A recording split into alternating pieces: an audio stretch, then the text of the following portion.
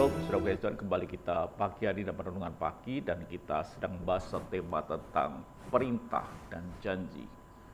Hal ini sangat serius dalam hidup kita ketika kita mengerti yang disebut dengan perintah dan janji Tuhan.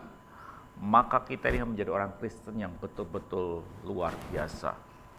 Tetapi kalau kita hanya mengerti akan janji Tuhan, kita ini akan menjadi orang Kristen yang tidak luar biasa, otomatis biasa bahkan menjadi orang Kristen yang betul-betul gagal seperti menjadi orang Kristen kalau kita hanya mengerti akan janji Tuhan. Dan kita kemarin melihat bahwa Abraham melakukan perintah Tuhan dan dia memperoleh akan janji Tuhan. Dan itulah yang sebetulnya disebut dengan iman. Iman adalah ketaatan kita melakukan apa yang Tuhan perintahkan dan memberikan korban sesuai dengan apa yang Tuhan mau. Itu iman, saudaraku. Iman bukan sekedar kita bisa memperoleh sesuatu, bukan. Iman adalah ketaatan kita kepada perintah Tuhan dan memberikan apa yang Tuhan inginkan, yang Tuhan tuntut. Dikatakan dalam firman Tuhan, dalam Ibrani 11, karena iman Abraham taat ketika ia dipanggil untuk berangkat ke negeri yang akan diterimanya menjadi milik pusakanya, lalu ia berangkat dengan tidak mengetahui tempat yang ia tuju. Itu iman. Iman adalah kita ini mentaati perintahnya Tuhan. Mentaati perintah Tuhan adalah melakukan dan mengerti kemudian itu adalah yang disebut dengan ketaatan.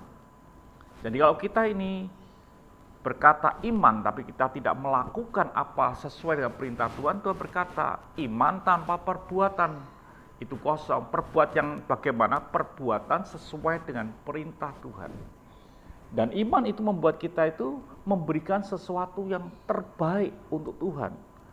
Firman-Nya berkata, saudara kasih Tuhan, di dalam Ibrani 11 ayat yang ke-17, karena iman maka Abraham tak kalah dicobai mempersembahkan Ishak. Ia yang telah menerima janji itu rela mempersembahkan anaknya yang tunggal. Jadi dia melakukan dan dia bisa memberikan kepada Tuhan sesuai dengan apa yang Tuhan mau, sesuai dengan apa yang Tuhan perintahkan. Jadi kalau kita ini berkata kita punya iman, kita itu punya satu unsur.